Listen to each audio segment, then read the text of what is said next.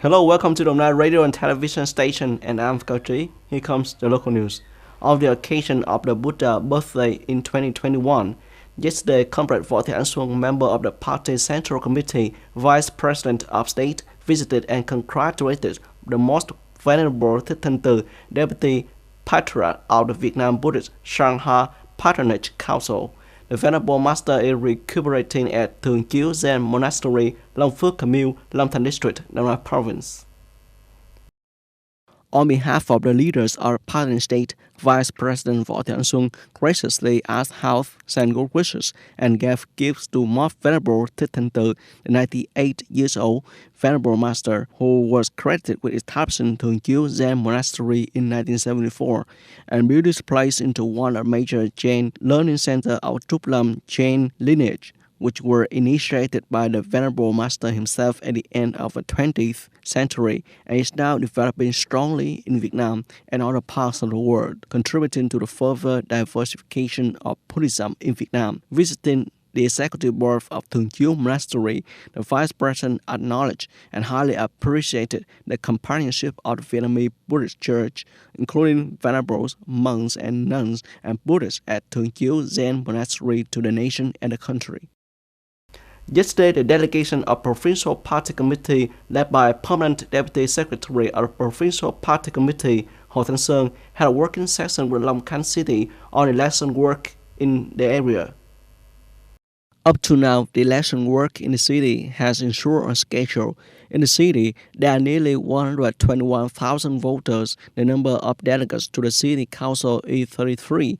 The People's Council of Wards and Communes is 338. Regarding the prevention of COVID-19 epidemic, at 92 polling places was sprayed, fully repaired masks, disinfectant water and body temperature monitors. Standing Deputy Secretary of Provincial Party Committee, Hồ Thanh Sơn, highly appreciated the progress of implementing the election work in Long Can City and asked the city to have a general direction to limit people's movement during the election time.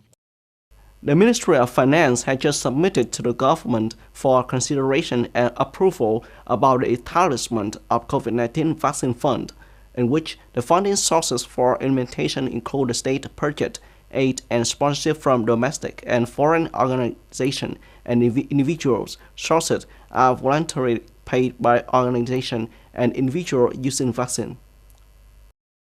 The establishment of the COVID-19 vaccine fund is essential, meeting the urgent requirements of epidemic prevention and control, and speeding up the approach to buying and importing vaccine to implement vaccination on a large scale for the people. The Ministry of Health plans to purchase 150 million doses of COVID-19 vaccine to vaccinate about 75 million people, with a total funding of approximately 25,200 billion Vietnam dong. In terms of funding, the purchase is expected to be above 16,000 billion Vietnam dong. Local purchase is above 9,200 billion Vietnam dong. South Korean President Moon Jae-in and U.S. President Joe Biden held a summit yesterday, agreeing on a series of issues. During the first White House summit between two leaders, President Moon Jae-in said he and his counterpart, Joe Biden, affirmed their shared commitment to strengthening the alliance and peace on the Korean Peninsula. For his part, President Biden emphasized that U.S.-South Korea alliance is an important factor for peace and stability around the world. Noting that U.S. and South Korea are both ready to resolve the North Korean issue by diplomatic measures. The two sides also agreed to work more closely to protect peace and stability in the Taiwan Strait, as well as the U.S. commitment to ensure the supply of vaccine to 450,000 South Korean soldiers.